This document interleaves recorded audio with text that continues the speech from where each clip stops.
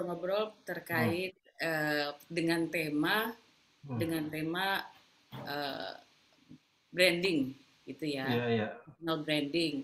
Mas ini kan sudah cukup lama berkecimpung di dalam dunia usaha gitu Hmm. dan dengan banyak sekali prestasi. Boleh dong saya pengen tahu apa sih personal branding itu, Mas? Biar teman-teman ini lebih paham karena kalau misalnya ngomong personal branding orang sudah asumsinya langsung pencitraan gitu. Benar nggak Hmm. sih begitu? Ya, memang personal branding itu adalah kita mengenal dulu kata branding. Itu kan ada Mm-mm. branding untuk produk, ada branding untuk orang, untuk diri sendiri, ada branding untuk korporasi atau perusahaan. Misalnya Riel Academy ini dikenal di seluruh Jakarta dengan branding tertentu, gitu. Dengan personal, dengan apa ya, identitas atau image tertentu di Jakarta. Nah, itu adalah branding untuk korporasi. Tetapi Mbak Naomi dan Mas Dani itu punya punya sebuah identitas tersendiri, punya personal brand tersendiri. Nah, itu namanya personal branding. Jadi misalnya kita sama-sama penyanyi gitu. Mm-mm. Kenapa akhirnya Judika atau Raisa harganya 200 juta sekali untuk sama-sama nyanyi di nikahan. Mm-mm. Tetapi kenapa Yanto sama Lily itu harganya cuma 500.000 gitu. Padahal suaranya mungkin bisa lebih bagus, Yes. terus lagunya bisa lebih banyak, tetapi kenapa harga 10 lagu itu tidak bisa ditawar di bawah harga 10 juta? Nah, itu kan menjadi menjadi apa ya? Namanya personal brand. Personal brand itu adalah sesuatu yang memang kita bangun di dalam diri kita dan orang lain kita kenal kita sebagai apa gitu. Nah, personal brand itu nggak bisa diganti, itu sangat sulit. Jadi saat orang sudah dikenal satu kali, itu seperti kita punya cap di apa Bisa. jidat kita. Oke. Jadi kalau pengen ganti personal brand itu sama aja kayak motong kepala kita. Gitu. Jadi hati-hati dari awal membangun personal brand untuk memang itu benar-benar harus by design. Nah, personal branding itu banyak orang mengira ini hanya untuk selebriti, hanya untuk artis-artis atau partai politik, orang pengen menjadi pejabat gitu. Personal branding ini sebenarnya bisa lebih general dan semuanya lebih baik menerapkan personal branding. Demi apa? Demi kita itu memiliki sebuah persepsi di mata masyarakat atau di mata teman-teman kita. Jadi Oke. kan ada tuh, misalnya kita reuni ini. Kita sering upload di Instagram nih tentang namanya cara memasak, bumbu masak. Tiap hari kita ngomong gitu tuh di Instagram. 2-3 tahun lama-lama orang mengira kita adalah food vlogger. Lama-lama kita Oke. mengira adalah chef, gitu kan. Ya, ya, ya. Lalu waktu reuni dia tanya, sekarang jadi chef ya? Sekarang jadi YouTuber ya? Nah gitu kan. Itu Oke. kan adalah konsistensi kita dalam membangun personal branding. Tanpa Nah, disadari itu ya, Mas. Tanpa disadari kita kalau posting ternyata orang udah ngecap kita adalah food lover gitu ya. ya di Ariel kan ada tuh di pikiran bawah sadar bagaimana repetisi itu akhirnya bisa membentuk sebuah image kan. Nah, Nah, itu pesan itu memang dibangun dibangun dari repetisi orang. Sehingga ada yang bilang kalau cara branding itu kesalahan yang diulang-ulang akhirnya menjadi kebenaran. Pernah dengar itu kan? oh yes. Nah, kesalahan yang diulang-ulang menjadi kebenaran. Itu branding itu berfokus terhadap kita menancapkan pesan. Sebenarnya pesannya tidak boleh bohong supaya pasar itu benar-benar menangkap bahwa kita itu ingin dikenal sebagai apa. Tetapi pengulangan dan pangsa pasar yang tepat itulah dan cara berkomunikasi yang tepat itu menentukan bagaimana message kita itu sampai kepada audiens kita. Oke, oke. Nah, gitu. Saya mundur sedikit nih karena ada baru teman-teman ada yang baru mungkin join. Jadi ngomong Ya, masalah selamat personal datang. branding, ya selamat datang buat teman-teman yang baru bergabung. Terima kasih udah gabung di sini. Eh, jadi Mas, untuk personal branding memang ini ngomong masalah pencitraan, gitu ya. Kemudian branding di sini tidak melulu ngomongin eh, produk, tapi juga ngomongin masalah pribadi, maksudnya diri secara personal. Ya. Kemudian personal branding ini tidak hanya milik kaum selebritis atau tokoh politik gitu ya, tapi Hmm. untuk mereka yang perlu perlu untuk memperkenalkan dirinya itu juga juga penting. Ya, Dan untuk menyampaikan pesan ini untuk agar dicap atau diberikan cap gitu ya, harus jujur dengan diri sendiri gitu ya. Diawali betul. dengan oke. Okay. Kemudian Diawali Mas, dengan namanya purpose namanya. Dengan kita banyak orang ngomongkan ada dream, tetapi agak berbeda namanya visi, dream dengan purpose itu juga berbeda. apa Kalau bedanya Mas? visi itu lebih kepada dream dan visi itu lebih kepada aku gitu, dia lebih kepada internal. Aku ingin menjadi something gitu. Tetapi kalau purpose itu lebih kepada eksternal dia. Kehadiranku itu bisa menjadi solusi bagi banyak orang melalui apa gitu. Itu purpose dia. Misalnya Gojek. Gojek Oke. punya keresahan dengan banyak ojek yang harganya nggak stabil. Terus aku kalau malam-malam pengen butuh angkutan, butuh makan, kok nggak pernah bisa ya gitu. Itu kan sebenarnya masalah masyarakat.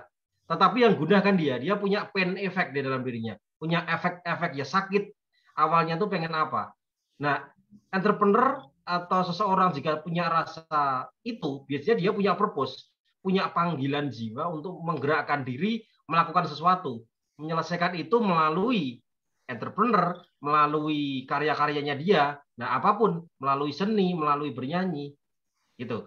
Nah itu yang membuat kita kalau nggak punya purpose itu seolah-olah kita hanya mengharapkan uang dan uang, sedangkan uang itu adalah ikutan. Kita nggak Efek. bisa efek, kita nggak bisa ngomongkan uang itu adalah ujung-ujungnya duit. Oh bukan, kalau bisnis ujung-ujungnya sustain. Kalau kita ngomong ujung-ujungnya duit, lo dapat 1 miliar terus itu nggak sustain lo namanya. Oke, itu kalau misalnya ngomong Gitu. bisnis. Bagaimana kalau Hmm. misalnya mungkin beberapa teman di sini bukan pebisnis barangkali Mas, Ya, ya, ya. tapi mereka adalah karyawan di sebuah Hmm. perusahaan. Itu Ya. gimana Mas? Oke. Kalau di sebuah perusahaan, kalau kita ngomongkan ujung-ujungnya duit, dia pasti nggak akan melakukan to do more. Dia nggak akan melakukan sesuatu yang lebih. Saat gue digaji 10 juta, ya udah orang aku di balik meja, Facebookan, chattingan juga gajinya 10 juta kok. Oke. Iya kan? Ya. Aku kerja 3 jam 4 jam juga aku 10 juta kok nggak ada masalah.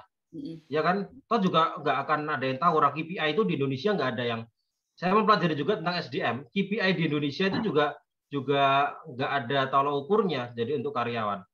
Sehingga nggak ada benar-benar human resource tools, HRD tools yang bisa mengukur terhadap human capital. Sekarang istilahnya bukan human resource lagi. Ya. Human resource itu cenderung kepada liabilitas, cenderung kepada beban perusahaan.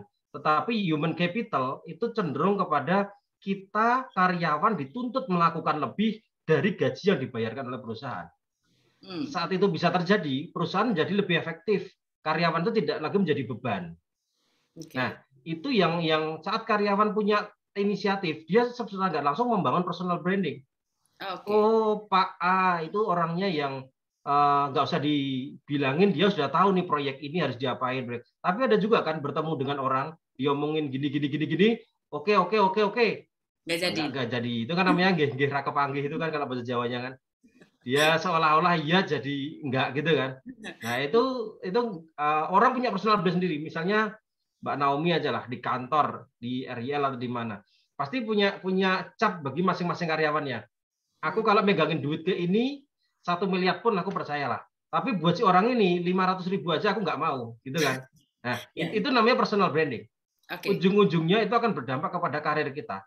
Nah Oh, investor juga akhirnya percaya menginvest seorang itu dari foundernya, dari kepercayaan itu. Nah, itu yang nanti saya akan cerita tentang bagaimana kita juga lagi approach ke investor dan kenapa akhirnya investor tuh mau walaupun itu masih masih ide, masih bentuk pitch deck. Nah, itu personal branding benar-benar harus ada di situ dan kepercayaan itu dibangun dari track record personal branding dari langkah ke langkah. Itu yang kira-kira impact-nya akan sejauh itu. oke, oke, oke. Itu impactnya segitu. Jadi manfaat dari personal branding itu sangat sangat besar sekali ya, Mas ya. Betul. Dan sangat penting sekali. Betul. Oke, sebelum sebelum lanjut, barangkali sampai di sini ada teman-teman yang mau bertanya. Kalau dengan membuka kamera, saya dengan senang hati bisa dibuka kameranya supaya bisa mengenal narasumber luar biasa ini. Oke, ada yang mau bertanya? Biasanya di sini ada Mbak Esi nih. Ada yang mau bertanya Mbak Esi? Ada sih gitu. Ada sih.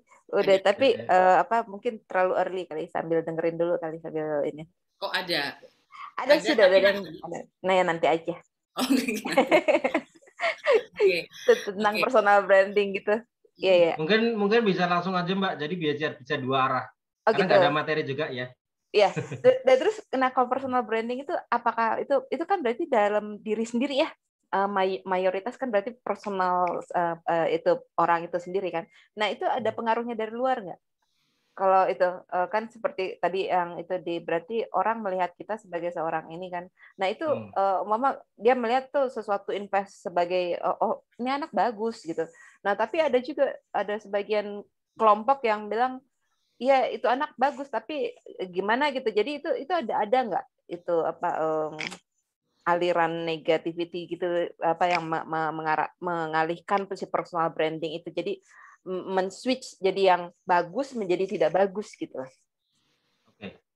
Ya, sekarang coba saya cara lakukan begini. Mbak siapa tadi, Mbak Esi ya? Mbak Esi. Ya. Mbak Esi, artis paling Mbak Esi suka siapa? Artis aku suka, aku bingung buat tanya artis. Atau public figure atau pejabat siapapun itu yang iya Bu Susi deh. Bu Susi Pujiastuti. Ya, Oke. Pujiastuti. Tokoh publik yang paling Mbak Esi nggak suka siapa? Nggak ada sih. Seni aja atau apa yang itu nggak riskan siapa? Contohnya siapa? Bingung, nggak tahu namanya. Oke. Katakanlah Mbak Esi suka Bu Susi Pujiastuti ya. Ya. Bu Susi Pujiastuti itu menurut Mbak Esi itu orangnya gimana sih? Kenapa akhirnya bisa suka?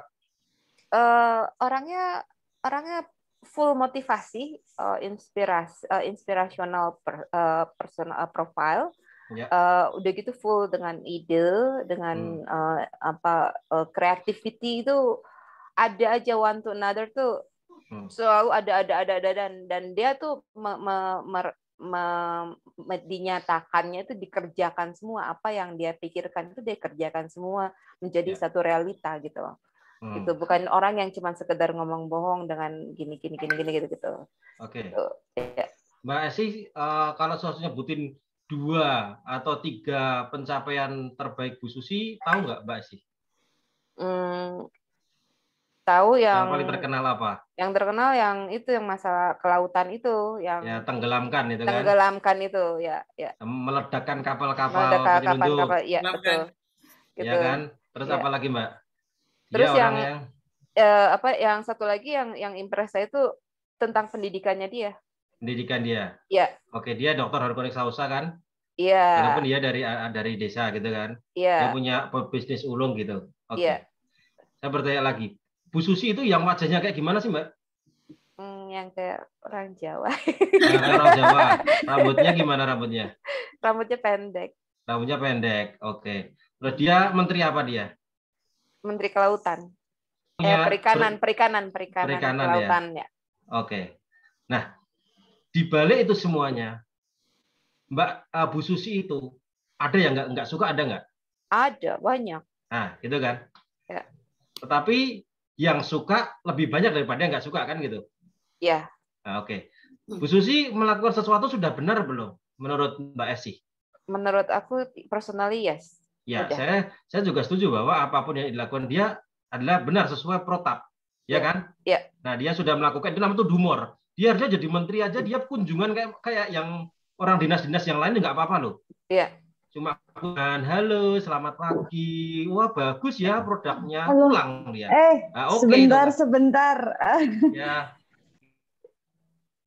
Ya, lanjut. Jadi itu yang dinamakan to dumor. Tetapi personal branding, Mbak Esi tadi bilang, Bu Susi itu gimana sih?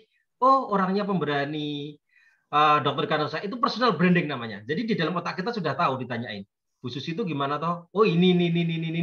Pekerjaannya ini. Dia Menteri Kelautan, dia orang pemberani, Dokter Kanosa dan lain-lain. Itu namanya personal branding. Jadi saat orang tanya, Susi Pujiastuti apa? Tenggelamkan gitu. Nah, itu kan dia punya sebuah ciri khas gitu kan. Nah, itu dia personal brandingnya berarti sudah kuat. Apapun Bu Susi itu, orang pasti akan mengenal itu.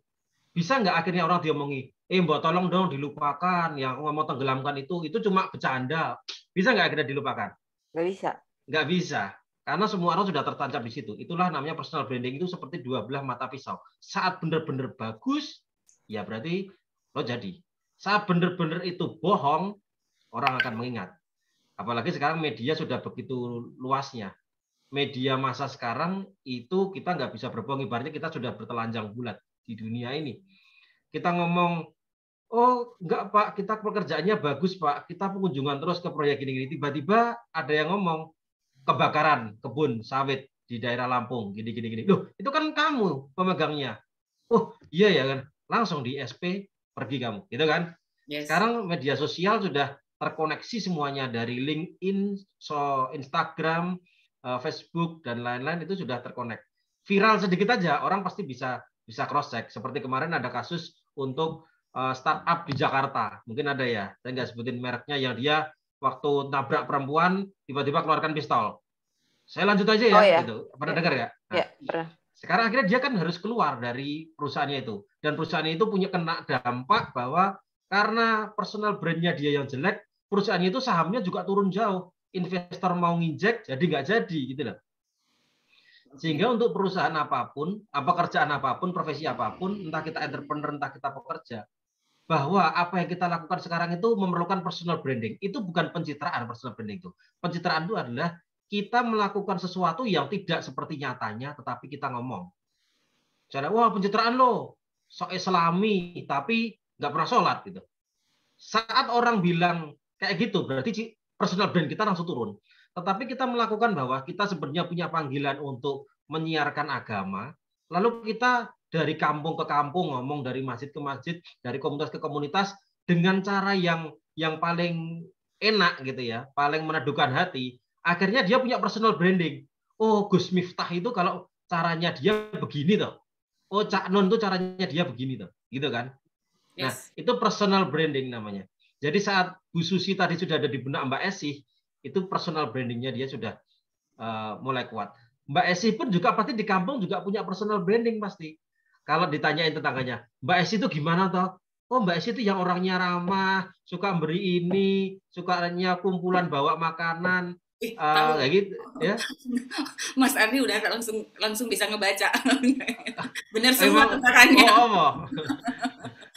Nah, jadi gitu. Nah, Mbak Esi itu kalau orang sudah mengenal itu berarti personal brandingnya sudah bagus. Sesimpel kita waktu sekolah dulu deh. Mbak Esi pasti punya persepsi, ditanyain dong. Paling ganteng siapa waktu di sekolah dulu? Pasti punya bayangan toh. Paling cantik siapa? Punya bayangan. Paling nakal siapa? Punya bayangan toh.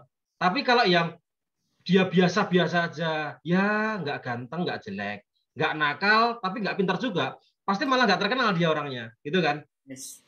Nah, personal branding punya dua titik itu. Dia punya namanya kalau produk itu adalah unique selling point. Dia punya keunikan untuk daya jual. Nah, kenapa akhirnya saya memilih Judika sih? Harganya 200 Didi Kempot, harganya 200 juta. Kenapa aku mau bayar itu?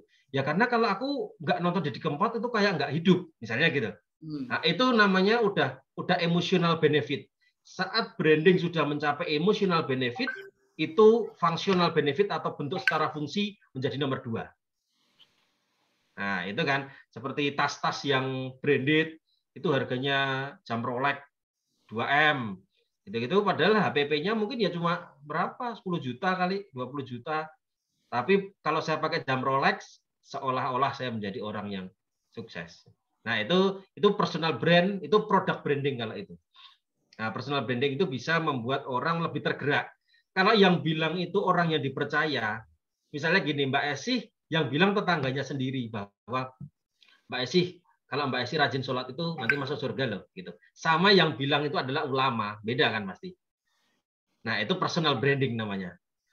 Ada anak Mbak Esi misalnya, Mbak Esi semangat ya, pandemi gini mungkin sulit usaha, tetapi nanti pasti berhasil. Yang ngomong tetangganya, pasti Mbak Esi, kenapa kamu aja juga nggak punya pekerjaan? Mungkin gitu. Tetapi Bu Susi datang ngomong, Mbak Esi semangat ya, pasti nanti tahun depan ada pekerjaan. Mbak Susi mesti naik lagi ya semangatnya. Nah, itu namanya personal branding.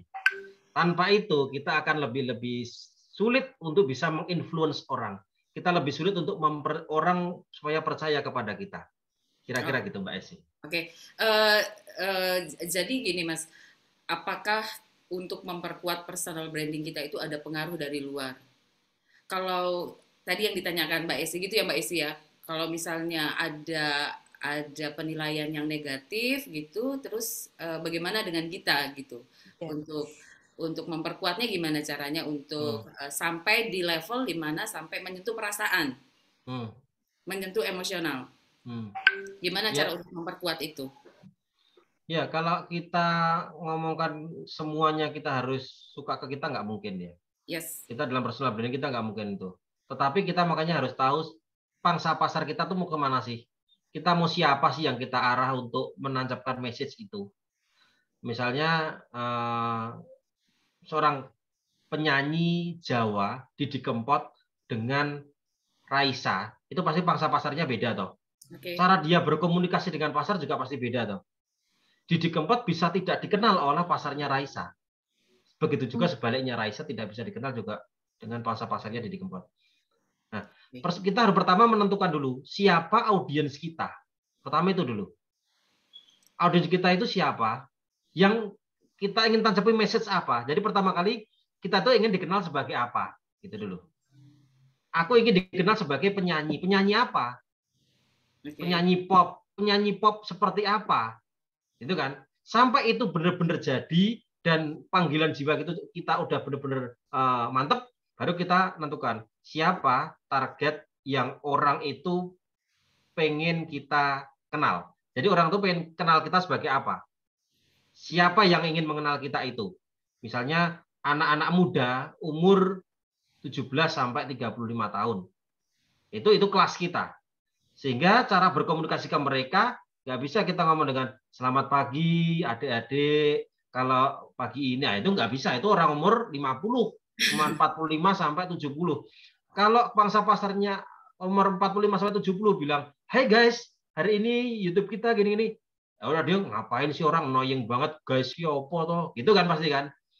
Tapi anak-anak muda harus pakai bahasa itu. "Hey, gimana outfit of the day-nya? Pakai apa nih? Atasannya pakai apa? Bawahnya pakai apa?" Bahasa-bahasa itu harus match. Di branding ada waktu itu keguyonan gini. Ada sebuah zebra, kita ngomong sama zebra bahasanya meow gitu. Zebranya nengok nggak? Ya nggak nengok lah. Orang itu bahasa buat kucing kok. Nah, itu kalau kita salah itu namanya salah target market. Jadi cara berkomunikasi kita, menyampaikan pesan kita di Instagram itu postingnya sudah tiap hari, bahkan sehari 4 kali. Tapi nggak ada yang respon. Lah kenapa? Lah kamu antara target audiensmu dan message-mu ada nggak sinkron? Cara berkomunikasimu seolah-olah lebay bagi target pasarmu. Gitu loh. Saya berkomunikasi dengan buat korporasi, ya pasti beda atau bahasanya. Gitu. Okay. Itu kira-kira Mbak. Oke, terima kasih. Mas mau nanya lagi nih. Tadi kan artinya sebelum kita untuk memperkuat personal branding kita perlu yang namanya pengenalan terhadap diri kita. Benar nggak sih? Right, betul. Oke. Betul, kita perlu mengenal diri kita. Tentang itu, maka kita harus mengenal diri kita. Betul. Artinya apa yang menjadi kelebihan, tidak hanya ngomong kelebihan, tapi menjadi kekurangan kita. Betul. Oke. Kalau misalnya ngomong kekurangan nih, kaitannya dengan personal branding gimana tuh, Mas? Oke. Sekarang kekurangan itu di balik seseorang tuh kita, karena kita orang bisnis ya, kita selalu ada namanya kan SWOT kan analisisnya kan. Kita percaya bahwa di balik kekuatan itu pasti ada kekurangan. Karena gagagannya kan 2. SWOT gitu kan. Strength, weakness, opportunity, threat. Di balik kekuatan, strength itu pasti ada kekurangan. Di balik kekurangan pasti ada kekuatan. Di balik peluang pasti ada ancaman. Di balik ancaman pasti ada peluang. Sehingga kita melihat kekurangan itu tergantung dari sudut mana. Nah, di teknologi pikiran kita kan juga diajarkan seperti itu. Jadi segala sesuatu itu masalahnya sama, tapi orang itu menerimanya beda. Betul. Ada yang menerima ini sebagai positif, ada yang menerima ini sebagai negatif. Contoh pandemi inilah. Bagi teman-teman di sini, pandemi ini apakah sebagai musibah atau barokah? Dijawab aja dalam diri sendiri. Ya kan? Pasti ada yang menjawab musibah, ada yang menjawab barokah. Saya bertanya lagi, di pandemi ini, apakah semuanya orang itu dikatakan bangkrut? Enggak. Enggak. Ada yang enggak yang benar-benar dia akhirnya menjadi kaya pada saat pandemi malahan? Ada. Ada kan? Berarti orang-orang di situ itu yang salah pandeminya atau yang pintar orangnya? Orangnya. Orangnya yang pintar kan? Tetapi kita juga nggak bisa ngomong bahwa saya terdampak benar-benar Mas, karena industri kami benar-benar bersentuhan dengan itu. Oke, memang itu adalah berarti musibah buat bisnis itu. Tetapi kecepatan kita beradaptasi, kembali nanti ke personal branding lagi. Kecepatan kita beradaptasi saat katakanlah bisnis kita jual makanan di kampus. Ini ada pertanyaan di Smart FM waktu itu ke saya. Mas, saya jualan soto di dekat UGM. Di kampus UGM, malah di dalam kantin kampus. Sekarang semuanya anak-anak kuliah nggak pada masuk, Mas. Dulu per bulan saya bisa ngantongin ya sampai 8 sampai 10 juta omset. Jualan soto, jualan nasi rames di dalam kampus. Tapi sekarang buat nyewa aja sulit, kan gitu. Ya. Oke. Pertanyaannya, kalau kondisi kita seperti ini, apa yang harus kita lakukan? Pasti kita harus berubah. Karena akan sangat konyol pada saat kondisi luar itu berubah dan kondisi dalam kita tidak berubah. Okay. Pada saat kita ingin berubah, pasti kita butuh bantuan seseorang. Entah kita ingin membuat ke marketplace, entah kita ingin distribusi ke Gojek, entah kita promosi ke orang-orang, gitu kan. Kalau nama kita sendiri aja tidak dipercaya oleh teman-teman kita. Saat kita ngomong, pesan online ya, sotoku sekarang ada di Gojek. Dia pasti ngomong, sotonya itu nggak enak. Sotonya itu dulu ada lalatnya. Orangnya itu tukang tipu. Berarti saat pinter apapun kita mencoba untuk bermanuver, kita pasti tidak percaya orang. Ya kan? Sehingga aset terbesar di dalam diri kita itu adalah kepercayaan atau reputasi. Nah, personal branding itu adalah tapaan-tapaan kecil dari kebenaran-kebenaran dan konsistensi kita kepada pihak luar. Jadi nggak usah dipikirin. Kalau nanti dia tetap saya benar, tetap mereka benci gimana? Nggak usah dipikirin. Karena memang begitulah hukumnya. 30% orang suka dengan kita, 30% dia nggak peduli, 30% dia benci sama kita. Okay. Sebagus apapun yang dilakukan, katakanlah presiden sekarang dan nanti-nantinya, tetap akan ada yang menghujat.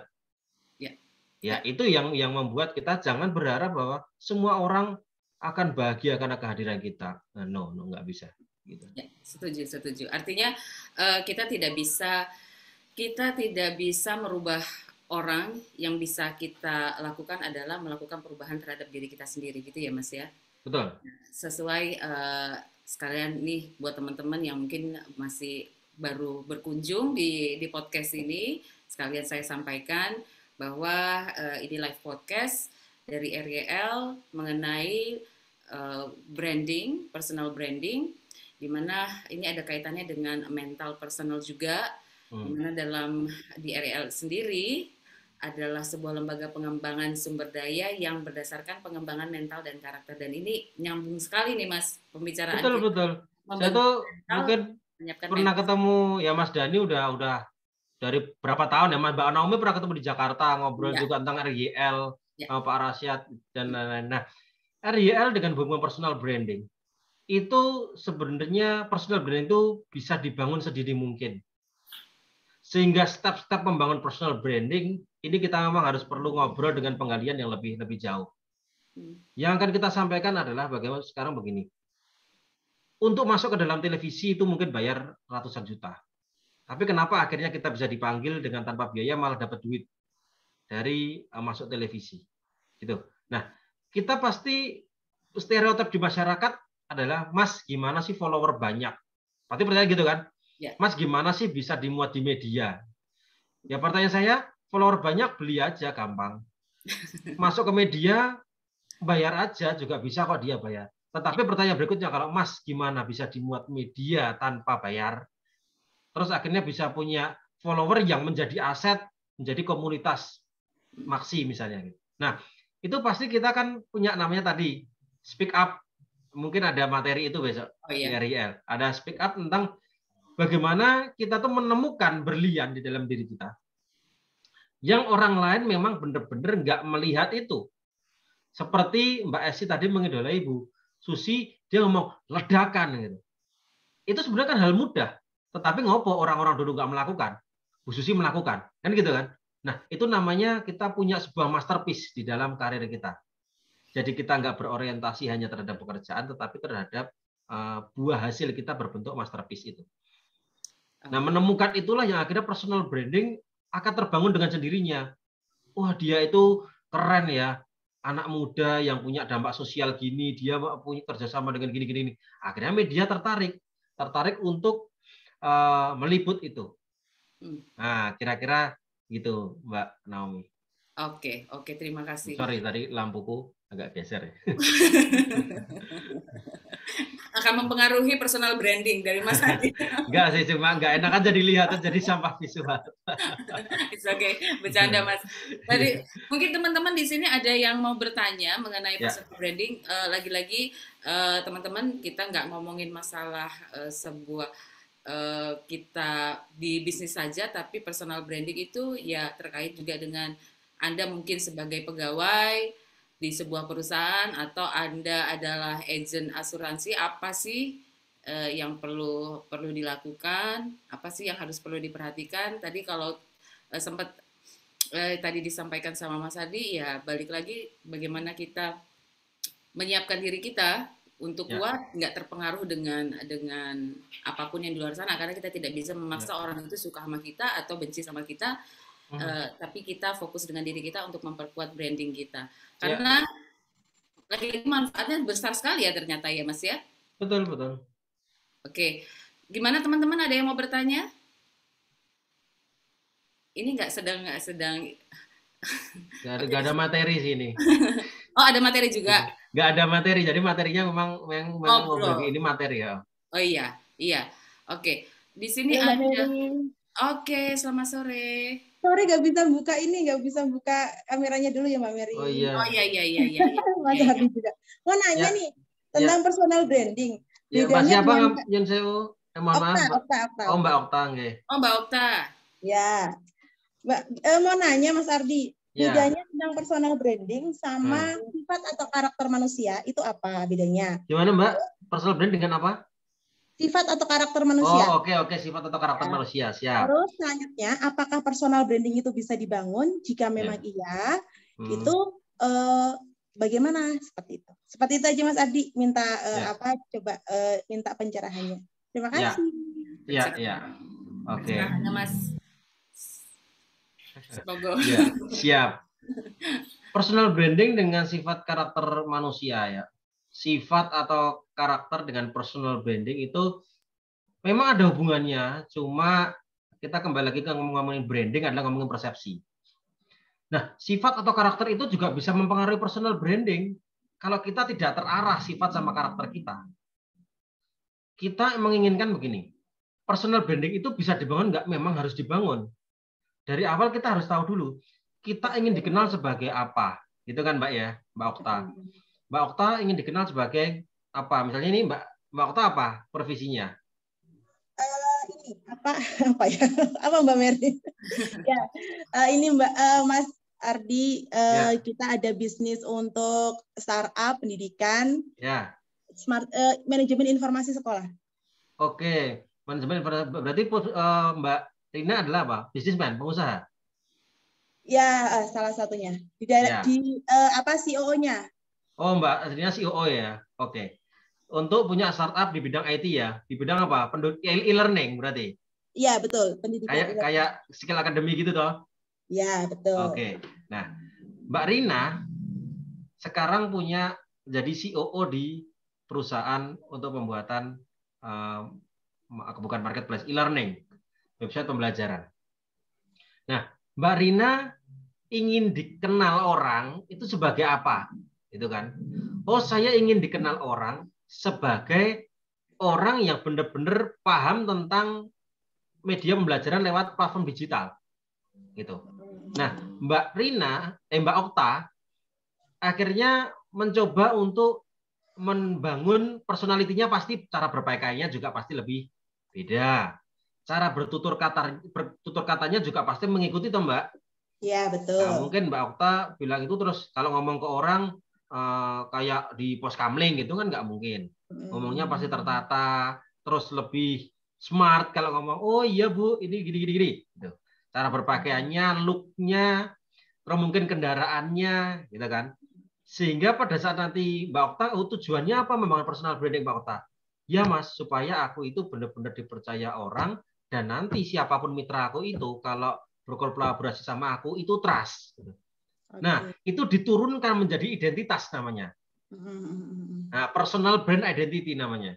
Identitas terhadap kita, jilbabnya, make up-nya, cara berpakaiannya, minyak wanginya, mobilnya, kalau nongkrong di mana, cara bertutur kata lewat HP, lewat WhatsApp sama ngomong, dan lain-lain itu membuat misalnya ini di Zoom.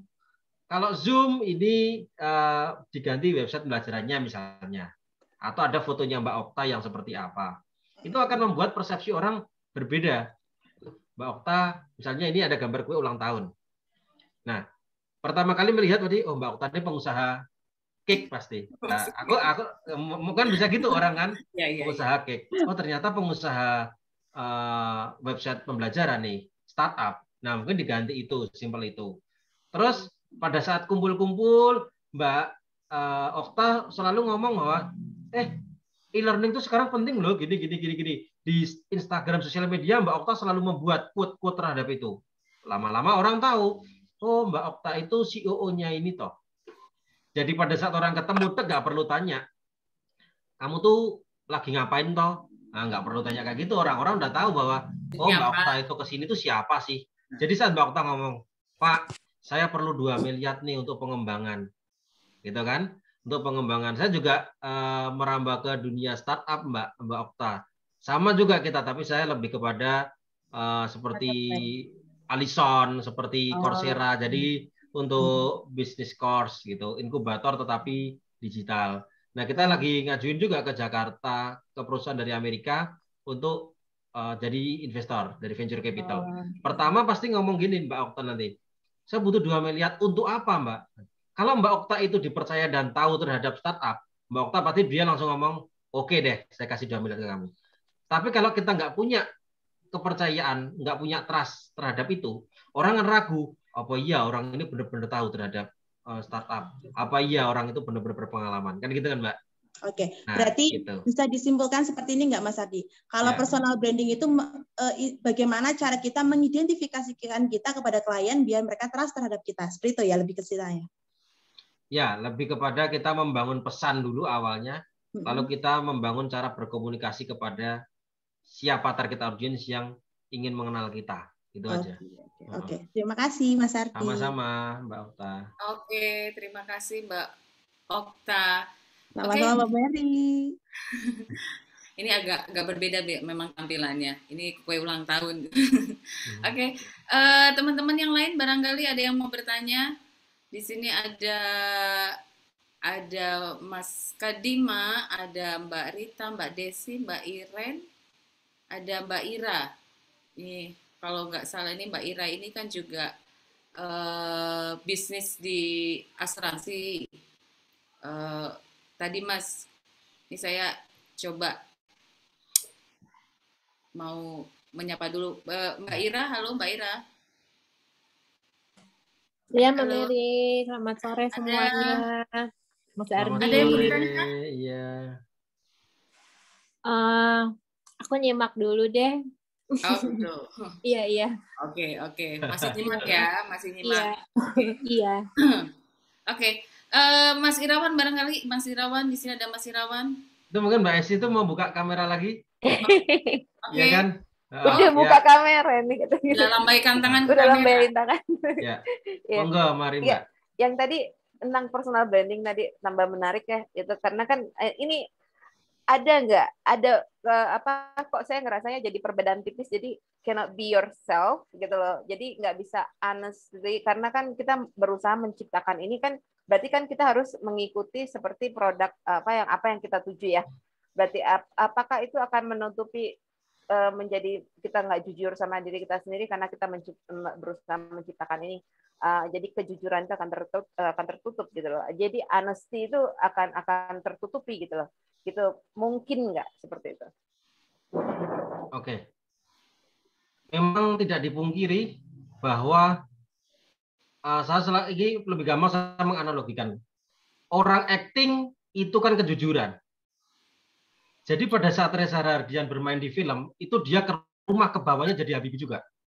Gitu kan? Saat kita ngomong personal branding di awal kita ingin gini. Mau nggak mau kita memang harus merubah itu semua sesuai dengan itu.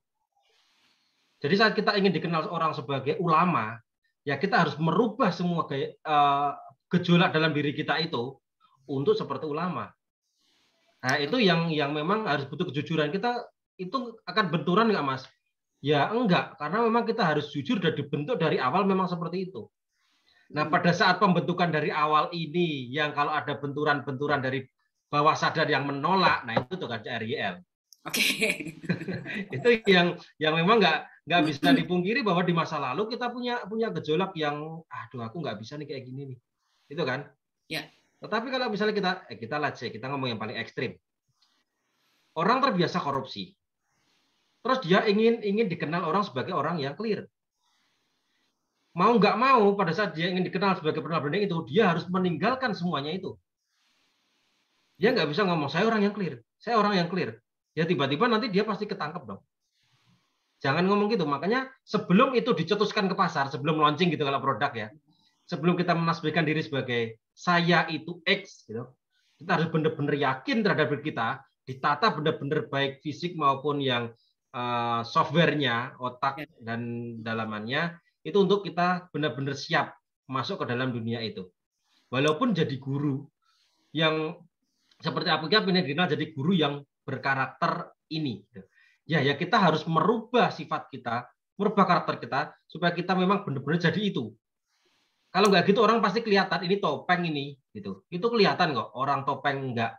Jadi nggak boleh memang kebohongan, Mbak. Memang harus benar-benar sinkron antara hati, pikiran sama yang kita keluarkan itu sama, Mbak Esi.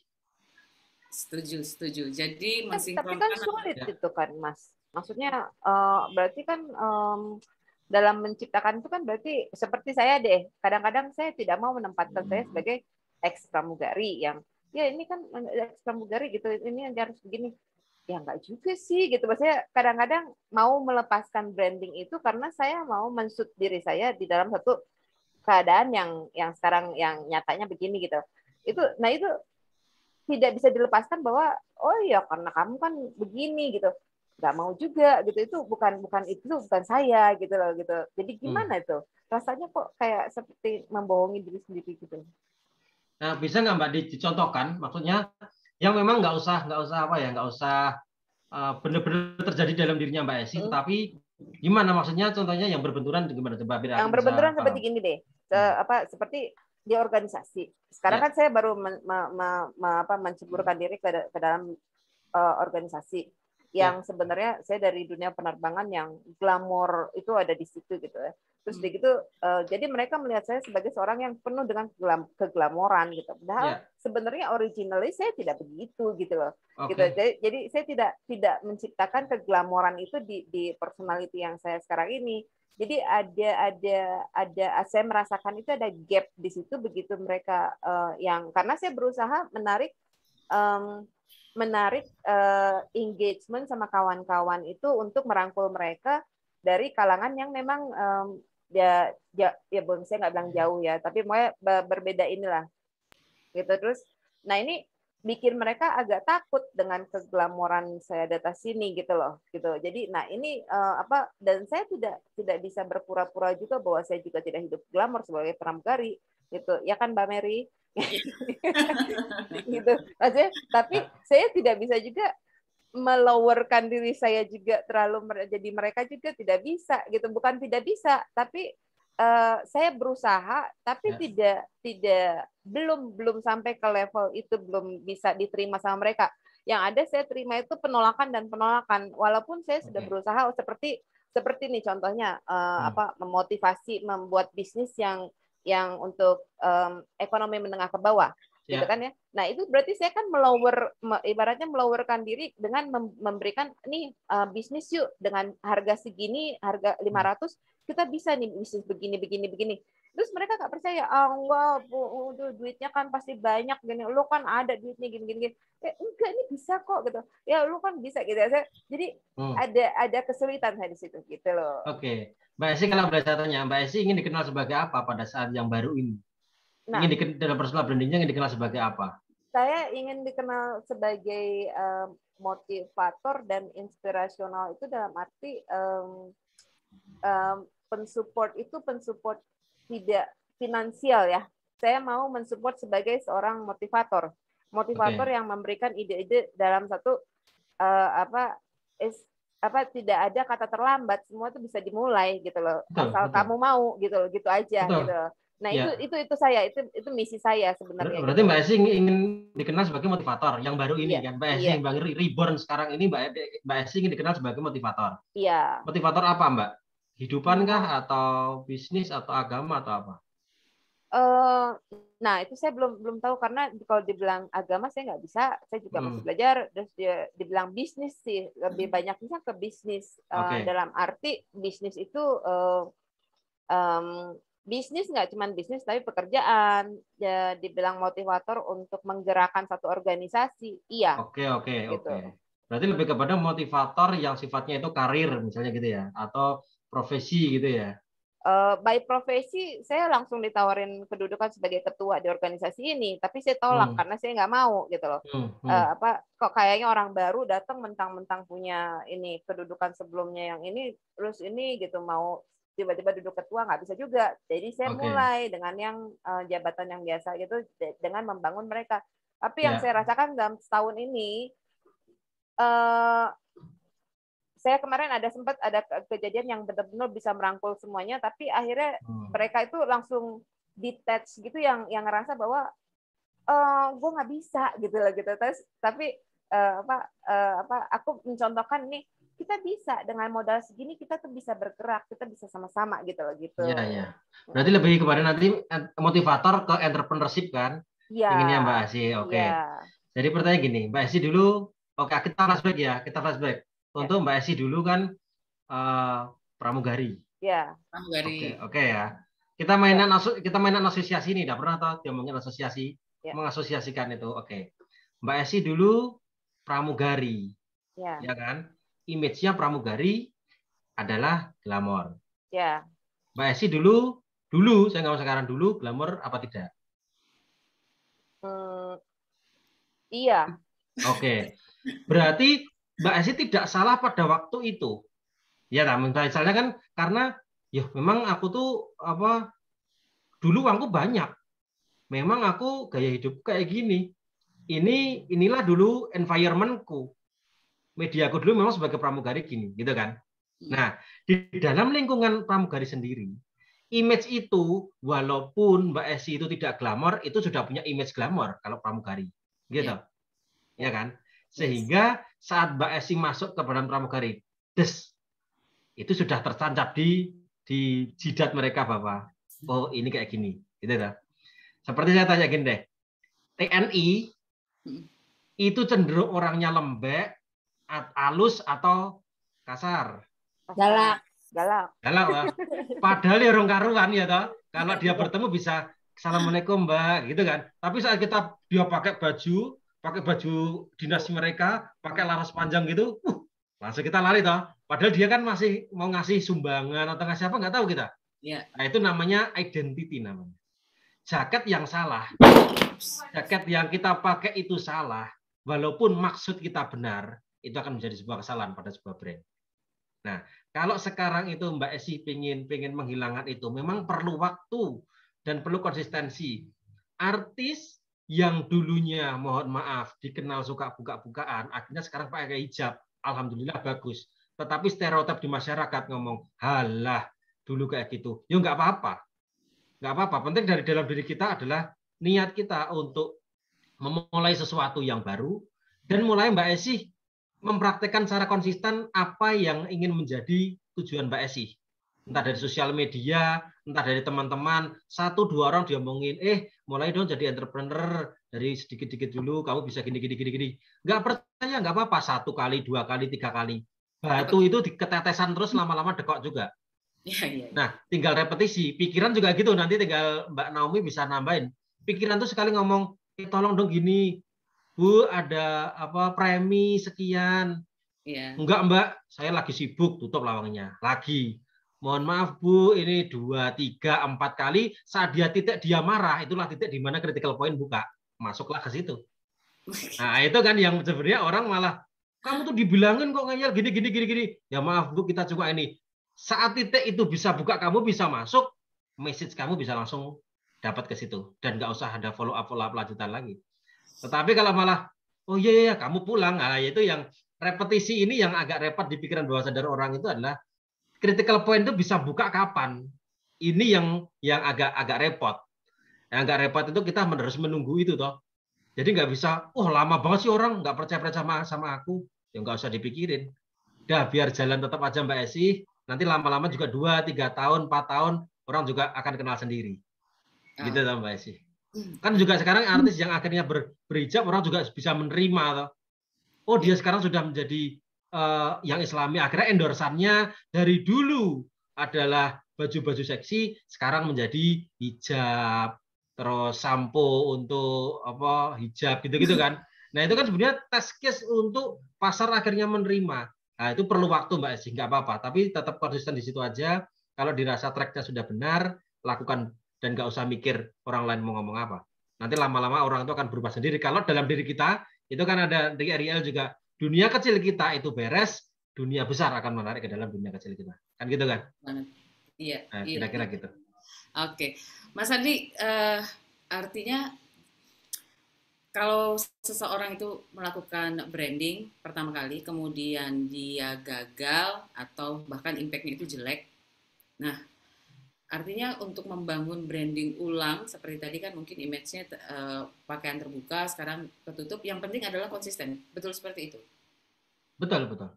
Yang penting adalah jadi kalaupun image-nya dulu jelek gitu ya, brandingannya kurang berhasil, bahkan berdampak ke jelek, terus dia mau mengulang kembali untuk membranding dirinya, artinya dari nol lagi, butuh konsisten gitu ya? Ya, walaupun lama, tapi itu nggak apa-apa, itu lebih baik daripada kita tidak melakukan itu sama sekali. Karena sampai kita mati, kita kan dikenal sebagai orang yang tetap pada kita awal dulu. Tapi pada saat dulu ulama itu adalah misalnya Opik yang penyanyi Islam itu kan dulu misalnya preman, Ustadz almarhum Jeffrey Al-Bukhari dulu juga anak nakal, tapi pada saat akhir hayatnya dia dikenal sebagai Ustadz. Rebranding nggak? Ya rebranding.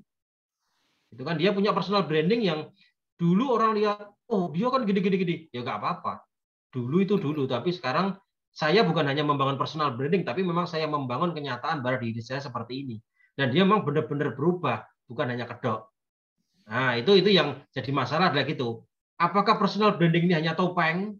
Hanya yang topeng bisa dicopot setiap saat oleh orang? Ataukah personal branding itu benar-benar muka kita? Yang memang orang lain tidak bisa mengkletek muka kita ini, kan sudah jadi muka.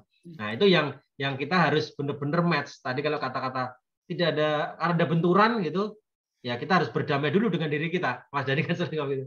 Harus berdamai dulu dengan diri kita. Gitu. Yes. Mas, tadi ngomong konsisten. Ada nggak sih tips atau cara yang paling cepat? Nggak ada. Bangun branding nggak ada yang cepat. Oke. Jadi pertama kali ada musuh branding adalah instan.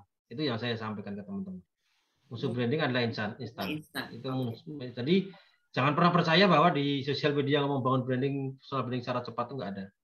Nggak ada cara selain Oke, Mbak Esi. Tanya mulu. Ya, nggak apa-apa. Berarti kan bisa kadang-kadang kan against your against your will gitu loh, maksudnya kan berarti kan umpama ini berarti itu pikiran kita berarti harus di switch untuk membrandingkan ini tuh itu harus ya Mas, itu harus banget ya. Iya, harus sinkron. Makanya nanti ngomong ke Mbak Naomi lagi benar rubah itu dulu, baru Mbak nanti bisa. Jadi motivator itu agak berbeda gini. Mbak jadi pramugari profesional, itu PBS-nya beda toh menjadi motivator toh. Banget, beda banget. Beda banget kan? Kalau Mbak jadi pramugari itu terlalu kayak motivator, ya annoying malahan. Orang dia memberikan pelayanan pramugari itu misalnya sopan, look-nya bagus, dia cepat untuk bantu-bantu ini tuh pelayanannya, misalnya kayak gitu. Image pramugari kan sudah tertancap rapi gitu. Tetapi motivator kan beda lagi, motivator bisnis. Oh, cara tutur kata saya gimana ini? Nah, di dalam dirinya itu harus dirubah dulu. Kalau software-nya sama, itu saya pernah di Jakarta ada namanya Mas Sakti Maki. Itu ahli juga tentang personal branding.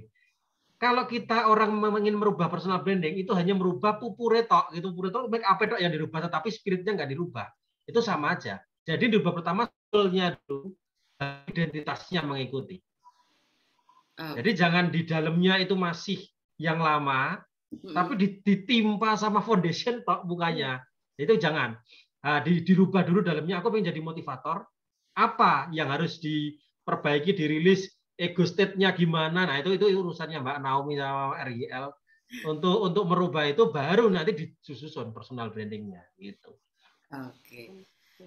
Ada lagi pertanyaannya, Mbak Esi? Ini ada di chat ini dari apa? Ada titipan pertanyaan dari Mas Hardiman. Oke. Halo Mas Hardiman. Mas Hardiman yang mana ya? Ada ya? Oke. Bagaimana meningkatkan personal branding sebagai operator di pabrik? Oke. Pada dasarnya semua pegawai pasti harus punya personal branding, walaupun ini sebagai operator di pabrik.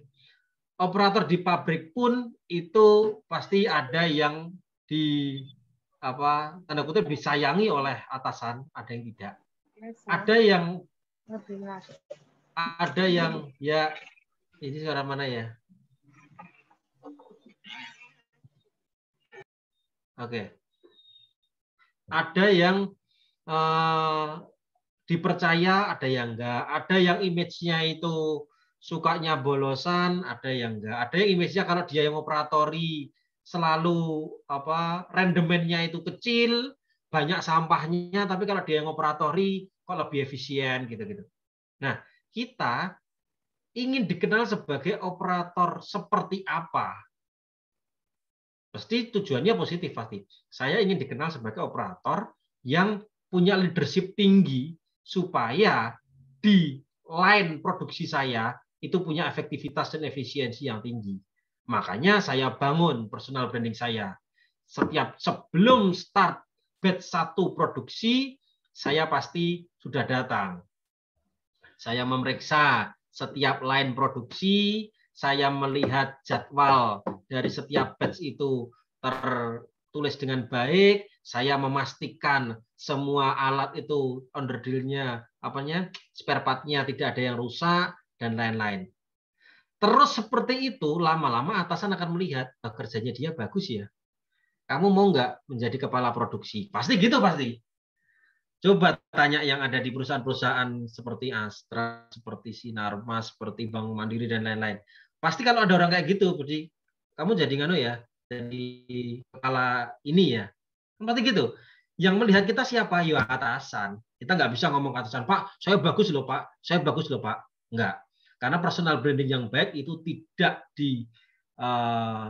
cara berkomunikasi tidak pakai mulut, tetapi pakai tindakan. Sehingga ada namanya silent acceptance, ada penerimaan secara diam, tetapi itu lebih powerful daripada kita ngomong saya paling bagus loh, saya paling bagus loh. Tapi paling bagus adalah kita melakukan itu dengan personal brand yang ingin kita bangun, lalu konsisten. Nah, pasti akan ada hasilnya gitu. Pembuktian ya Mas ya? Iya, pembuktian.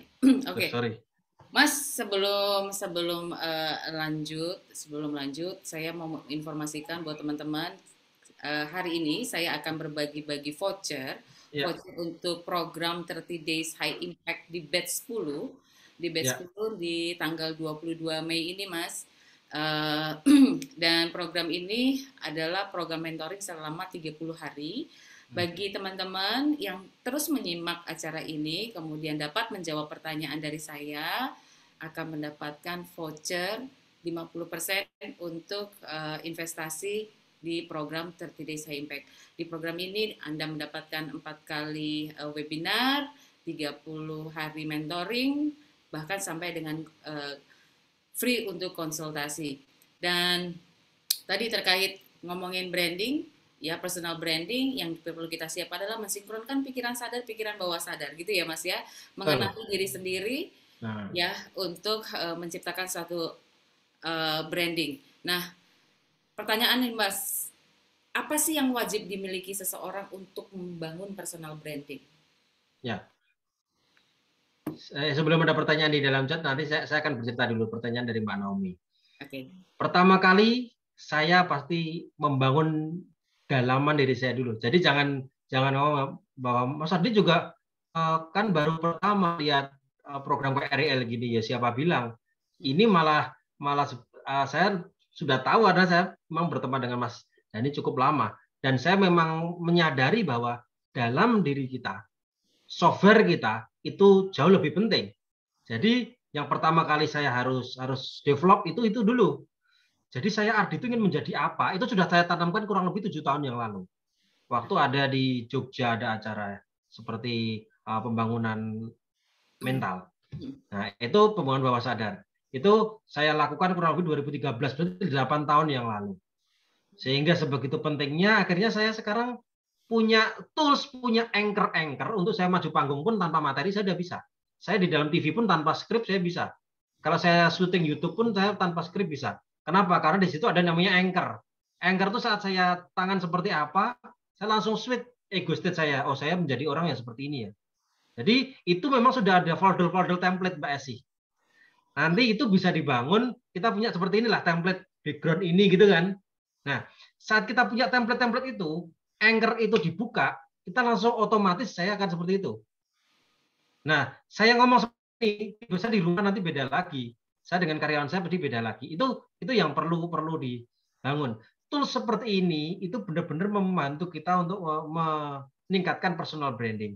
Karena kalau enggak, kita seperti gelagapan gitu kalau Jawa tuh, kayak kita terbata-bata pada saat setiap menghadapi keadaan yang selalu berubah-ubah.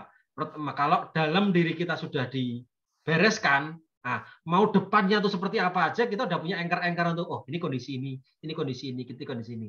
Nah, itu kira-kira gitu Mbak Naomi. Pertama yang disiapkan adalah saya nggak promo ya, saya karena nggak ada acara apa-apa, saya nggak promo, tapi memangnya saya menceritakan tentang pengalaman saya untuk membangun saya sebagai konsultan dan sebagai entrepreneur itu perlu namanya personal branding untuk dikenal. Investor juga harus percaya, untuk tim juga percaya, klien saya juga harus percaya. Apalagi klien saya ada di korporasi sama di kementerian, provinsi dan lain-lain itu harus, kalau nggak punya personal branding dan punya satu titik merah aja di media. Misalnya saya punya cacat itu pasti mereka tahu dan nggak mau pakai itu. Nah, hati-hati personal branding itu seperti membangun istana pasir. Dibangunnya sulit, runtuhnya gampang. Makanya tetap menjaga itu. Ini ada pertanyaan, kalau Mas ada titipan dari Mbak Ira Novriana, kalau untuk personal branding pebisnis asuransi harus seperti apa? Ya seperti saya tadi bilang ke yang lain-lain juga, asuransi itu Mbak pertama kali ingin dikenal sebagai agen asuransi kayak gimana? Pebisnis asuransi yang gimana sih pengen dikenalnya? Gitu. Bedanya dengan pebisnis asuransi yang lain apa? Dan kenapa harus memilih Mbak dibandingkan orang lain? Itu namanya value proposition.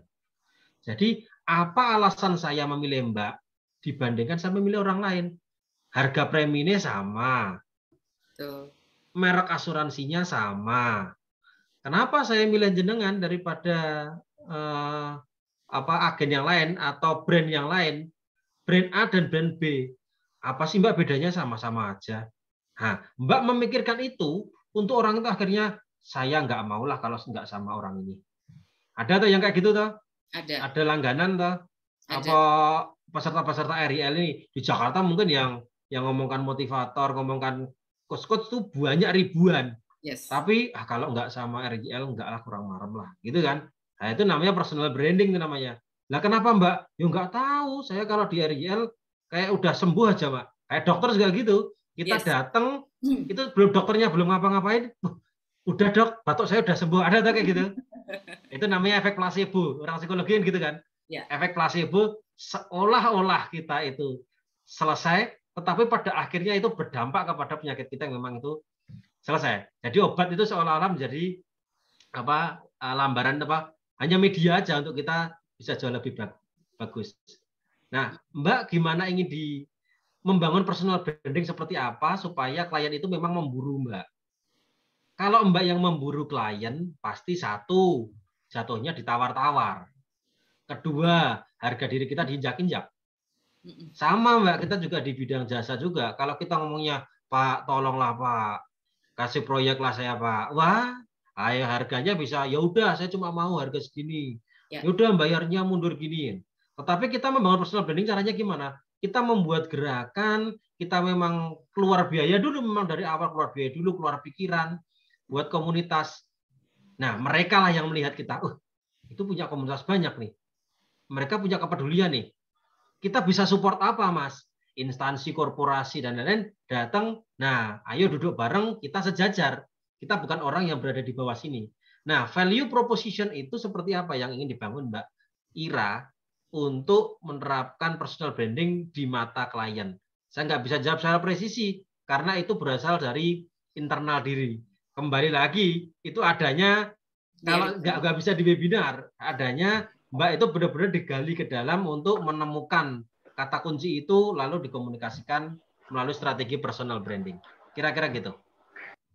Iya, makasih Mas Ardi. Terus kalau misalnya untuk Instagram, itu dipisah ya untuk Instagram pribadi. Misalnya kan, biasanya tuh kalau kayak gitu kan Instagramnya tuh suka disuruh, misalnya kayak bikin lagi untuk memberi informasi kan gitu. Jadi memang bukan selling langsung, tapi kan ngasih informasi baru ke-6 misalnya baru selling gitu. Nah, itu Instagramnya itu harus dibedain apa kayak gimana Mas Ardi? Harus dibedain, terus harus diiklanin. Harus iklanin FB Ads gitu, kayak pakai FB Ads Instagram. Ya, Instagram itu IG Ads. Terus target audiensnya yang presisi mau ditembak Mbak Ira itu seperti apa di daerah mana. Harus punya itu, karena kalau enggak percuma coverage-nya akan sangat kecil. Kalau untuk jualan, kalau untuk yang Mbak Ira pribadi nggak usah, nggak apa-apa. Tapi yang untuk pebisnis asuransi ini Mbak Ira harus itu. Lalu investasi untuk foto desainnya juga harus yang bagus untuk setiap caption. Kedua untuk copywriting. Ngomong copywriting jangan pakai hard selling murni, tapi dia cenderung mengadu-adu emosi sekarang. Jadi apa hubungannya dengan sosial? Kenapa asuransi itu dapat mempengaruhi seorang entrepreneur dalam melanjutkan perusahaannya, ya gitu-gitu. Jadi jangan ngomong asuransi, pilihlah di asuransi B karena premi yang gini orang langsung skip gitu. Sekarang kalau lihat di short movie di YouTube gitu, orang nggak tahu tuh, wah kasihan ya, gini tiba-tiba muncul 2 kelinci gitu kan. Nah itu di belakang kali dia cuma makan gitu doang, orang langsung bisa, kenapa ya? Iya langsung kacang. Kenapa dia menaruhkan satu scenes tetapi berapa pada di critical scenes, itulah itu orang psikologi yang tahu. Dan orang-orang seperti Mbak Naomi dan Mas Hadi ini, dia tahu bahwa pikiran orang itu di mana puncaknya, yang masukin satu aja itu sudah meruntuhkan orang ngomong, halo, aku punya ini, 1000 itu bisa runtuh dengan satu itu. Nah itu nanti mungkin di kelas berbeda akan ngomong itu. Iya. Nah itu Mbak Ira yang bisa dilakukan. Iya, makasih Mas. Ya. Nah, tadi tuh yang pertanyaannya Mbak Mary, yang apa yang wajib dimiliki seorang untuk personal branding, itu kan aku mau catat ya. Baru nomor 1, tapi jawabannya apa ya tadi Mas? Maksudnya tadi kan Mbak Mary nanya itu. Terus jawaban nomor 1 apa ya? Aku maksudnya mau ngelis 1, 2, 3. Oh, tadi saya nggak ngasih tahapannya, tapi saya bercerita tentang satu pertama kali 8 tahun lalu saya memang sudah merencanakan saya sehari ini itu dari 8 tahun yang lalu. Jadi saya sudah tahu ingin membangun PBS saya itu ke arah mana. Oh iya. Yang kedua, saat kita sudah tahu itu, kita baru menerapkan itu menjadi strategi-strategi kecil. Dengan 1 tahun ini kita harus seperti apa, 2 tahun, 3 tahun, 4 tahun. Lalu cara berpakaian saya, cara ngomong saya, cara saya dikenal di publik, cara media meliput saya cara ngomong di TV, itu semuanya harus relate dengan itu. Nah, itu yang saya lakukan. Jadi saya tadi sharing tentang kemarin saya melakukan ini seperti apa gitu sih Mbak Ira. Ya, baik. Makasih, Mas. Sama-sama. Ini ada lagi nih. Ada yang mau bertanya? Ini di chat itu. Titipan pertanyaan sore, Mas. Dari Mas Kadimake. Selamat sore Pak Ardi, saya ingin bertanya apa kiat-kiat membangun kepercayaan diri kita sebagai pemula untuk bisnis pada saat ingin melakukan personal branding. Oke. Untuk membangun kepercayaan diri kita sebagai pemula untuk bisnis pada saat ini. Oh ya, membangun kepercayaan diri ya. Ya, yang pertama ya pasti harus percaya diri dulu kan. Percaya diri itu panjang ceritanya, itu percaya diri itu hubungannya sama dalam ya, nggak bisa hubungannya sama luar. Percaya diri itu hubungannya terhadap ya kembali ke software tadi, kembali ke software. Kenapa sih nggak percaya diri? Banyak orang yang ngomong kalau saya nggak percaya diri. Aduh, aku kok kayaknya kurang kurang keren ya. Kok kayaknya aku nggak bersih ya gitu. Kok kayaknya aku bajuku kurang bagus. Kayaknya kok ini gini sih. Ada orang yang minder-minder gitu kan. Tapi ada orang yang hajar bleh. Ya udah, aku percaya kok. Aku percaya diri gini. Nah, kenapa ada orang yang bener-bener confidence? Ada orang yang minder. Itu nggak tahu jawabannya, kayak itu ada di dalam. Kalau itu sudah diproses baru tahu, oh ternyata akarnya ini, gitu kan. Karena saya nggak bertemu langsung dengan masnya, dan nggak ada sesi untuk saya mengakses, jadi saya nggak tahu. Kecuali nanti saya dikasih tahu cara itu ingin diakses, ya mungkin saya tahu. Tapi itu bisa diproses dulu informasinya, kenapa akhirnya kepercayaan dirinya itu muncul, itu dulu. Ego state-nya itu kok muncul, kenapa? Mbak Naomi itu mungkin bisa membantu dari sisi itu. Ya. Dari kepercayaan diri itu sudah tahu kenapanya, barulah kita nyusun strategi gimana si ego state minder ini dirubah namanya menjadi apa, atau diedukasi menjadi seperti apa. Kalau dia belum tahu ya kita nggak tahu. Untuk membangun personal brandingnya, orang dia aja, kamu ingin jadi apa sih gitu. Itu adanya di dalam kok. Kalau nggak kita benar-benar aware, kita tuh akan salah fokus atau salah kaprah terhadap diri kita. Kadang-kadang kita hanya keinginan semu, dia jadi artis bagus ya. Apa aku jadi artis aja ya? Ya jadi bintang film bagus ya. Apa aku jadi pemain film aja ya? Itu kan gitu. Tetapi benar-benar menemukan purpose itu kalau kita sudah bisa menemukan bagus. Kalau belum dibantu bisa. Nah, untuk boleh kalau sedikit saya mau tambahkan, tadi kita kembali ngomong masalah personal, artinya kita fokus dengan diri kita sendiri dulu, artinya tidak ada konflik di dalam diri kita, mensinkronkan pikiran sadar bawah sadar, Masnya bisa ikut dalam program 30 Days High Impact, ya. Jadi lebih kenal, mensinkronkan, karena pada dasarnya kalau terjadi masih ada konflik, saya mau percaya diri tapi tidak percaya diri pada akhirnya gitu kan, terjadi konflik, dan itu konflik itu akan terpancar keluar. Ya, untuk personal branding ya balik lagi dengan bagaimana kita menata pikiran kita, mengetahui diri kita dan tahu tujuannya tadi, purpose-nya gitu ya Mas ya. Betul. Simpel kecil gini aja lah, kita pacaran sama orang yang nggak kita cinta, tapi kita dipaksa sama karena kita punya orang tua harus menjodohkan misalnya gitu. Kita lama-lama kan juga kelihatan kalau orang senang atau nggak senang, coba deh dilihat. Cinta nggak? Iya cinta sih gitu. Tapi dia mukanya kan kelihatan. Kalau itu terus-terusan itu kan berpengaruh. Nah personal branding juga itu pasti kelihatan. Aku nggak senang dengan yang aku lakuin, itu dipaksakan juga mesti kelihatan kok gitu. Dan menemukan apa yang kamu senang, apa yang kamu tepat, itu hanya PBS yang bisa jawab. Nah itu pasti di dalam itu paling akurat di situ. Saya selalu ngomong karena di klien itu pertama kali adalah assessment. Jadi saya nggak pernah percaya terhadap namanya data tertulis. Yang pertama assessment, dah selesai. Itu pasti kita dapat. Kalau kamu nggak mau diterapi, kamu diakses, selesailah itu dapat data gitu aja. Menganalisa diri, ya menganalisa diri gitu ya. Betul, assessment. Oke, Mas, ini mau bertanya nih. Mas Ardi kan sudah lama lah ya jadi mengetahui mengenai personal branding. Dan untuk di posisi ini dari 8 tahun yang lalu sampai di posisi ini itu suatu hal yang tidak mudah pastinya. Nah, pertanyaannya adalah pernah nggak sih ketika Mas melakukan jasa gitu, kemudian bertemu dengan klien, terus kliennya itu kurang menghargai kompetensinya Mas Ardi? Nah, sering Mbak. Oh sering? Sering ya lah, masuk konsultan masih umur segitu sih gitu. Apa iya atau kliennya belum gitu ya? Itu yang ya biasa-biasa aja. Semuanya juga kayak gitu kan.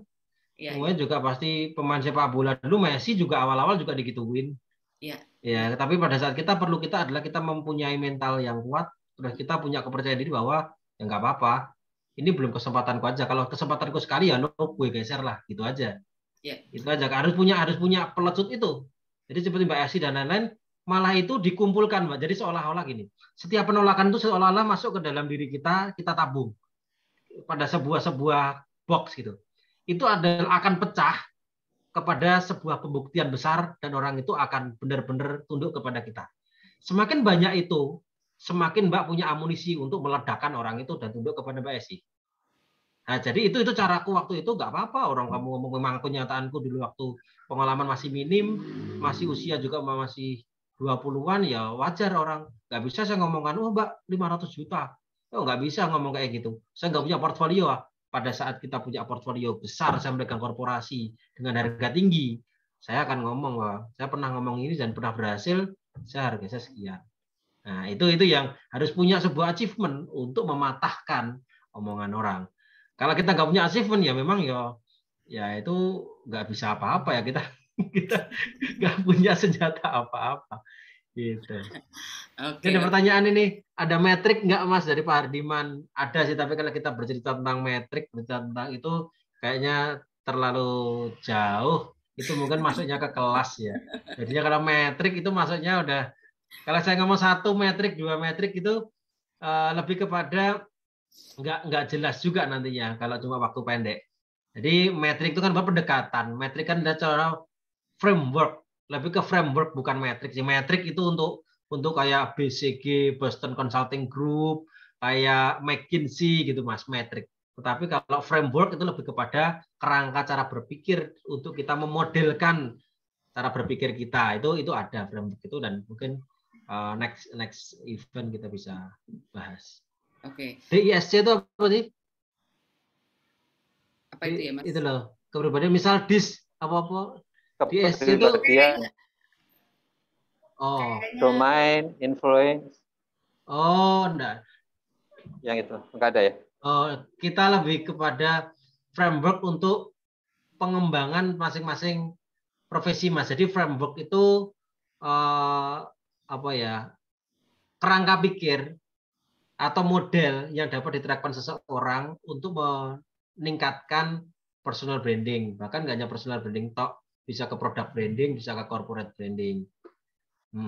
Itu ada, tapi mungkin di kelas berikutnya karena cukup panjang. Oke. Ini kayaknya pertanyaannya nggak everyone, jadi direct ke Mas Ardi, jadi makanya saya nggak bisa baca. Mas, tadi menyambung pertanyaan saya tadi, pada saat Mas pernah nggak ada orang yang tidak menghargai kompetensinya Mas, kemudian Mas bilang penolakan-penolakan itu ditampung dan itu dijadikan sebuah amunisi gitu kan ya. Nah, mindset apa sih yang harus ada pada saat ada penolakan itu? Karena saya orangnya agak cuak ya, jadi ya bodo amat. Dan saya itu semakin orang lain ngomong kamu nggak bisa, malah saya lakukan. Semakin orang lain ngomong, oh itu bagus, saya malah nggak lakukan. Karena bagi saya, kalau saya mau bisnis terus ngomong, itu bagus ya, itu kamu bisa di situ. Berarti orang lain juga mikir gitu dong. Tapi kalau saya mikir, wah nggak mungkin lah kamu di situ, gitu kan? Berarti orang lain nggak mikir gitu dong. Kalau saya itu berhasil, berarti saya sendirian dong di situ. Kan dia pola pikir saya gitu aja. Jadi awal-awal bagi saya ya biasa-biasa aja. Orang namanya juga membangun kan, namanya juga jajah alas lah namanya itu. Biasa-biasa aja, nggak dipercaya juga. Penyanyi besar juga berawal dari penyanyi desa-desa, toh? Iya. Iya, itu. Nyanyi kondangan. Nyanyi kondangan, nggak apa-apa. Iya. Itu proses. Proses ya. Oke. Barangkali ada yang mau masih bertanya? Sebelum saya memberikan pertanyaan untuk bagi-bagi voucher. Bagi-bagi voucher 50% untuk program terpilih yang sebentar lagi kita akan laksanakan di tanggal 22. Ada yang mau bertanya lagi? Mbak Mary, aku mau nanya itu dong Mas Ardi, yang itu yang cinta-cinta tadi itu loh, yang antara di bedohin sama kalau misalnya di pekerjaan gitu kan. Gimana lagi kalau udah hujan? Itu kenapa Pak hujan Pak? Itu kenapa bocor ya? Nah, terus gitu, maksudnya kalau misalnya jodohin gitu ya, kan biasanya kan kalau orang zaman dulu awalnya nggak cinta, lama-lama jadi cinta kan gitu. Nah, kalau misalnya di pekerjaan gitu kan, itu kayak gimana tuh, Mas? Ya, beruntunglah kita yang bisa memilih pekerjaan sesuai dengan passion kita.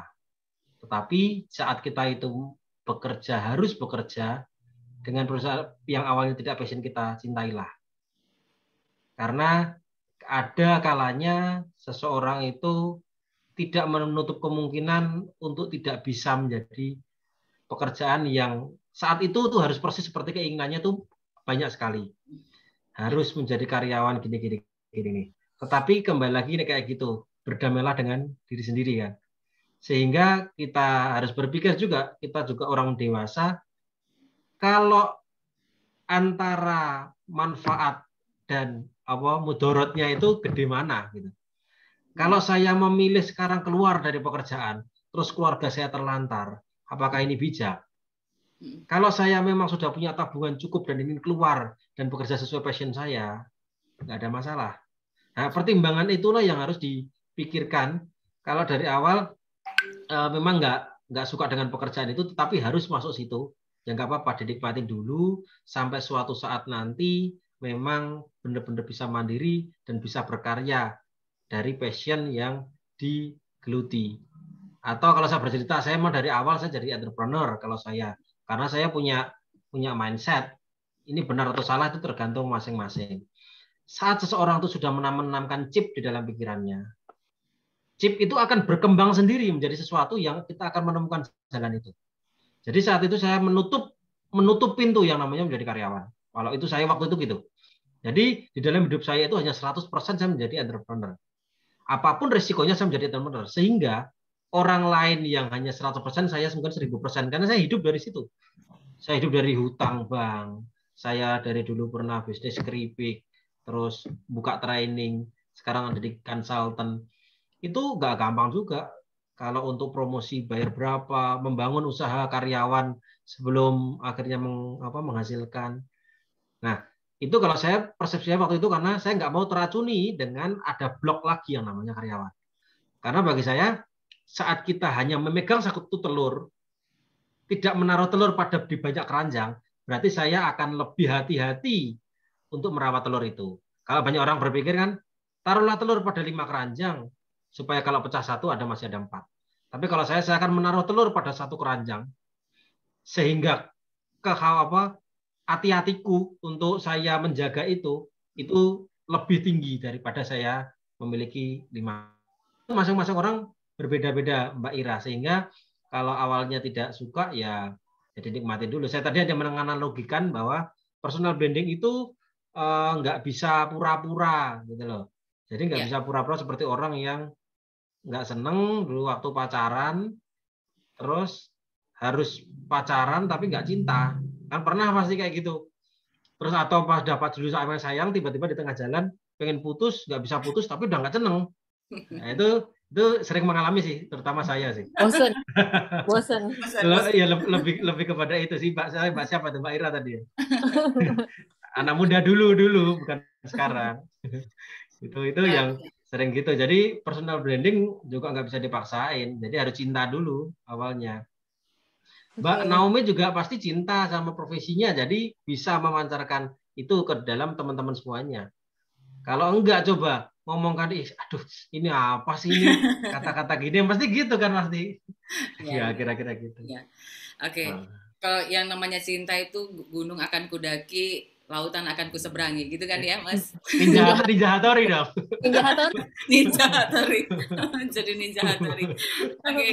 Oke, teman-teman, saya mau bagi-bagi voucher nih, ya. Pertanyaannya, kalau misalnya menyimak dari awal sampai akhir, ya, siap-siap. Pertanyaannya, Mas Ardi Setio ini founder dan CEO dari apa? Ada yang bisa jawab? Waduh, ini nggak memperhatikan dari awal. Sempat delay. Ada di HP-nya nggak? Oh, HP ya dia ya. Ada tuh Mbak Esi ya. Mbak Esi. founder CEO Maxi Consulting Indonesia. Oke, sip. Oke. Oh, dapat HP dong berarti. Ada HP-nya. Oh, tak kira dapat HP. Iya, nyontek di HP. Oh. Kirain ini dapat door prize iPhone apa-apa gitu nih. Door prize-nya, jadi selain voucher 30 days high impact, menginap 3 malam di hotel Rumah masing-masing. dengan bayar sendiri tapi hotelnya. Oke, saya akan memberikan pertanyaan berikutnya. Narasumber kita, bintang tamu kita sore hari ini pernah menjadi narasumber tamu di stasiun TV nasional. TV nasional apa? TVRI kan kalau TV nasional? Bukan. Oh, bukan ya? Salah. Oh, salah. Ya? Yang bisa jawab? Pernah Aku. Oke. Tapi nggak bisa buka Metro kamera. TV, Mom. Ya? Oke, benar sekali. Siapa Tadi tadi? yang jawab Mas Kadima. Mas Kadima, oke, Mas Kadima, Metro TV, oke, benar banget. Nonton masalah itu. Oke, Anda mendapatkan voucher 50% dari harga normal untuk program 30 Days High Impact. Ya. Teman-teman bisa buat Mbak Esi, mungkin bisa, karena Mbak Esi sudah pernah ikut di program 30 Days ini, bisa untuk saudara, keluarga, kerabat yang membutuhkan. Dan untuk Mas Kadima bisa langsung nanti dibantu oleh admin kami di nomor yang sudah ada ini di 081-nya 4 kali 09608. Oke? Teman-teman semuanya. Sama-sama, luar biasa. Pertanyaannya sulit ya dari awal sampai akhir ya. Yang di awal kalau misalnya menyimak. Malah aku sempat delay 30 menit loh. Oh gitu. Baru datang rumah. Wow, luar biasa. Tetap nyimak. Oke, teman-teman, Mas Ardi, saya mengucapkan banyak terima kasih ya melihat waktu kita sudah di penghujung acara. Terima kasih sekali Mas Ardi. Thank you, terima kasih Mbak Naomi. Terima kasih banyak Ya, Mas Ardi. sudah Ya, teman-teman. sharing. Terima kasih. Sama-sama. Dari Coach Dani, ucapan terima kasih juga dari Coach Dani untuk Mas Ardi udah mau hadir di acara live podcast ini. Jangan bosan-bosan. Saya dapat bocoran nih, ada kelas speak up yang lebih detail mengenai itu ya Mas ya? Ya. Kemarin sih baru ada obrolan. Ya itu nanti mungkin jadi surprise Mbak Naomi bisa sharing ke teman-teman gimana mendesainnya. Untuk lebih kepada, kalau saya sih kepada brand, whatever apapun branding itu nanti bisa dibangun di situ, yang punya produk, yang personal branding nanti monggo saja, tapi nanti teknisnya bisa disampaikan di situ. Yang jelas sore ini terima kasih RYL sama teman-teman yang sudah hadir ngabuburit, ngobrol bareng saya tentang personal branding. Seneng bisa berbagi sama teman-teman. Semoga nanti bisa bertemu secara tatap muka di Jakarta ataupun di Jogja, kita bisa ngobrol bareng. Sukses semua. Semoga sehat-sehat buat semuanya. Mas Ardi, terima kasih untuk kehadirannya. Sangat bermanfaat sekali untuk sharing sore hari ini. Juga buat teman-teman, terima kasih untuk kehadirannya di live podcast. Ditunggu lagi live podcast untuk berikutnya. Bintang tamunya bisa berbeda-beda ya. Dan ditunggu juga kesempatan untuk kelas speak up-nya. Ya. Oke, terima kasih semuanya. Sehat, salam sehat untuk Anda semua. Mas Ardi, saya Mary Naomi. Mohon diri, maaf. Jika ada terima kasih semuanya. Ya. Semuanya, selamat sore. Terima kasih Mbak Mary. Dadah. Selamat berjumpa. Terima kasih. Terima kasih.